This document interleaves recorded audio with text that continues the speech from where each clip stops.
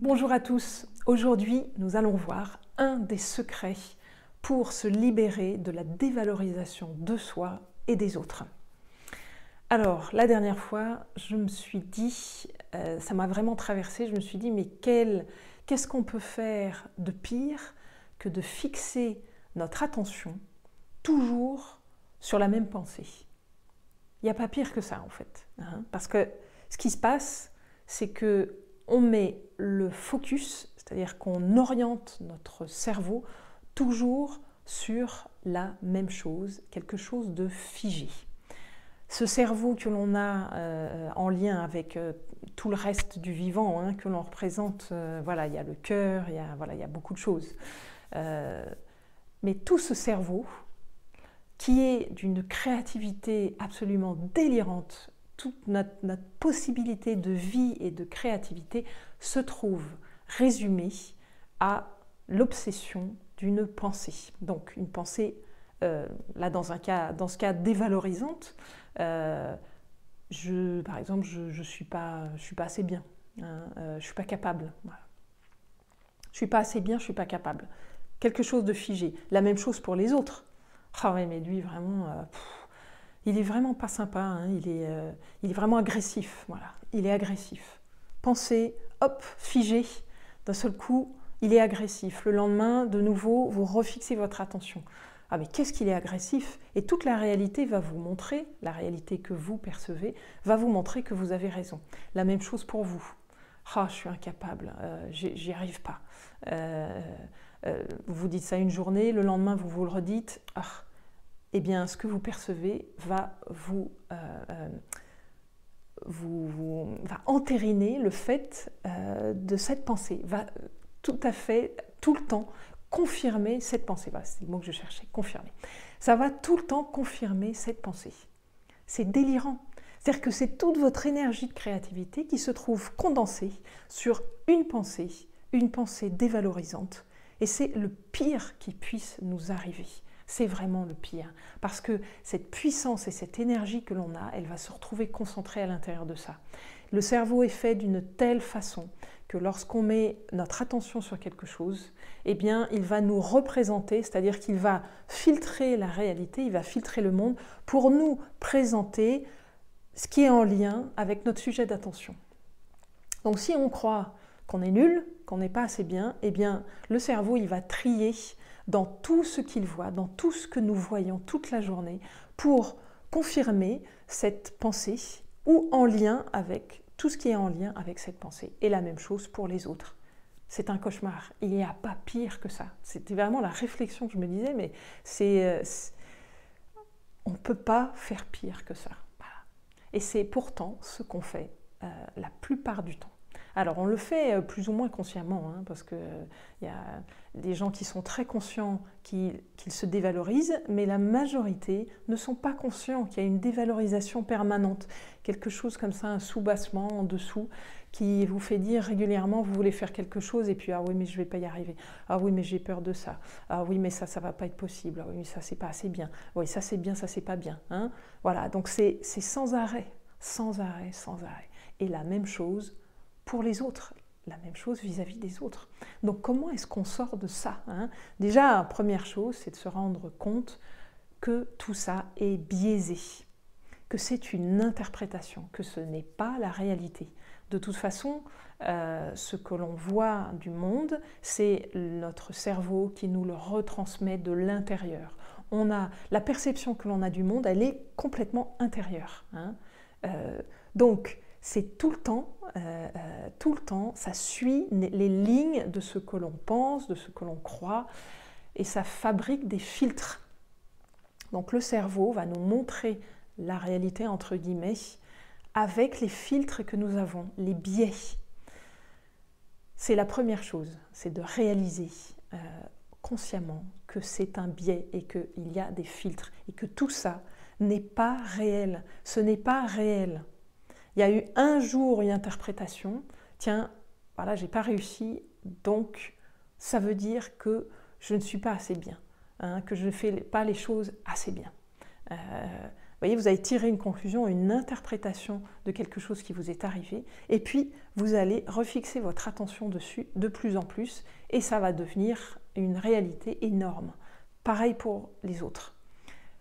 Pourquoi c'est le pire qui puisse arriver aussi? Parce que ça va être beaucoup plus difficile de se libérer de ça au bout d'un moment que quand on fait attention à ne pas rentrer dedans. Si ça fait très très longtemps que vous vous répétez tout le temps en boucle que vous n'êtes pas capable, que vous n'êtes pas assez bien, ça va être plus difficile d'en sortir. Ça va vous demander plus d'efforts. Pareil pour les autres. Si vous avez catégorisé des gens, oui, lui c'est bien ce qu'il fait, lui c'est pas bien, lui j'aime pas. Moi j'aime pas cette personne, oh, qu'est-ce que j'aime cette personne. Voilà, vous allez donc catégoriser ça. Par exemple, si vous êtes concentré sur quelque chose que vous n'aimez pas chez quelqu'un, pour reprendre l'exemple de tout à l'heure, cette personne, qu'est-ce qu'elle est agressive, vraiment, elle ne sait pas parler, elle parle tout le temps en agressant les gens. Hein. Ou alors, là, ça en ce moment, on le retrouve très souvent, on accuse les gens de manipuler. Hein.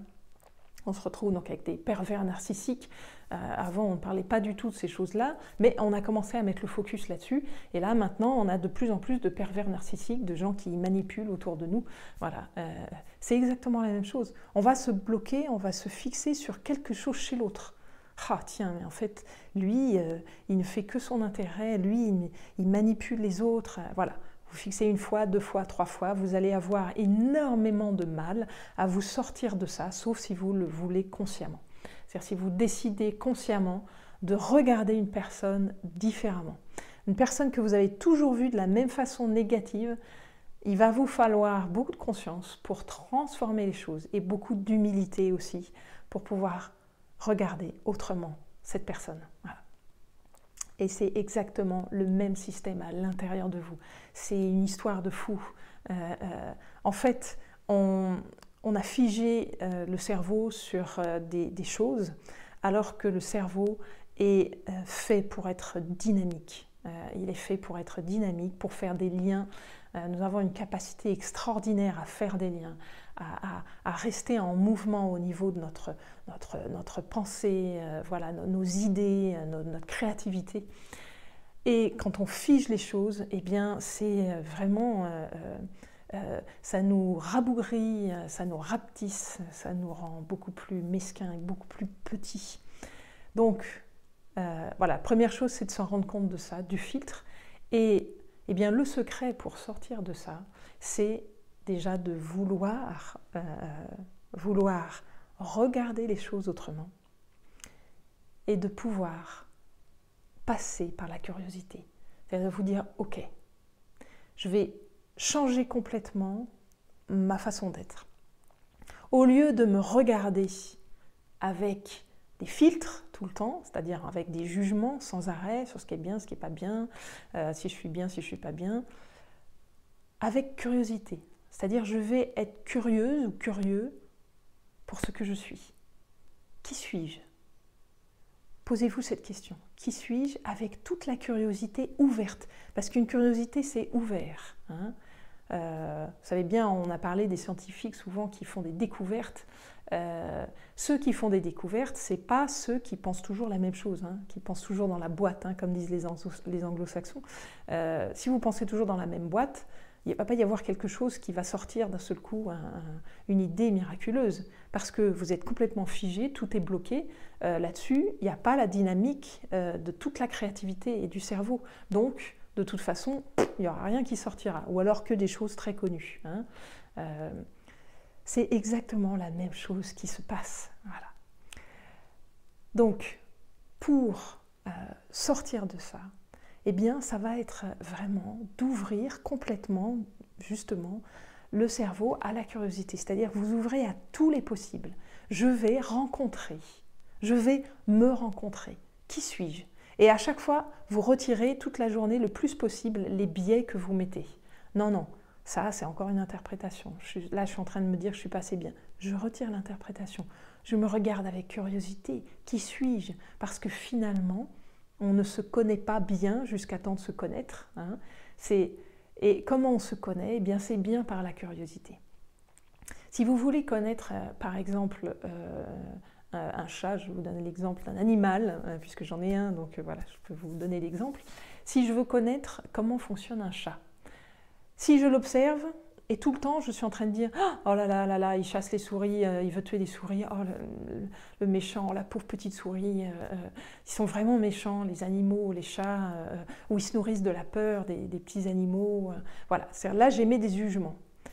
Je ne vais pas connaître un chat, parce que je vais toujours coller, moi, mes émotions, ce que je crois sur lui.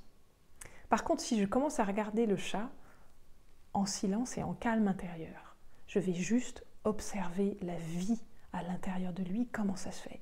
Et là, je découvre des trucs. Ah, ok. Ah oui. Tiens, là, c'est marrant. En fait, quand quelque chose ne bouge plus, il ne le regarde plus. Il ne regarde que ce qui bouge, que ce qui est dynamique. Je ne mets pas de jugement là-dessus. J'observe. J'observe la vie. Et là, je me mets dans un mode découverte. Donc je vous propose, là c'est un exemple avec un chat, mais je vous propose de faire exactement la même chose avec vous-même, le mode découverte. Mettez-vous sur ce mode-là. Et mettez-vous sur ce mode-là avec les autres et vous allez voir, ça va donner des choses extraordinaires. C'est plus difficile quand vous avez catégorisé les gens autour de vous, voilà, en bien, en mal, j'aime, j'aime pas, voilà. Donc le principal c'est aussi de sortir de ça et donc de vous mettre en mode curiosité. Donc changez ça. Ok, j'ai cette personne autour de moi dans mon entourage proche. Aujourd'hui, eh bien, je vais être curieuse de cette personne. Je vais l'observer, non pas avec mes interprétations, mais je vais l'observer par curiosité de la vie en elle. Comment se manifeste la vie dans cette personne? Sans jugement. Vous allez voir, vous allez arriver à des choses incroyables. Au niveau de vos liens, de vos relations avec les autres, avec vos amis, avec votre famille, avec vos proches, avec des gens que vous ne connaissez pas aussi, c'est énorme. Donc, le secret, c'est se mettre en mode curiosité. Voilà. Voilà pour aujourd'hui. J'espère que cette vidéo vous a plu. Surtout, mettez-moi des pouces j'aime pour que la vidéo puisse être répandue à d'autres personnes, puisse être montrée à d'autres personnes. Abonnez-vous parce que j'ai toujours plein de choses à vous partager, de mes propres expériences, des expériences que je fais avec les gens que j'accompagne. Donc tout ça est très réel et très pragmatique. Ce sont des choses qui fonctionnent. Voilà, pour que vous puissiez vous sentir beaucoup mieux et beaucoup plus heureux et de plus en plus joyeux.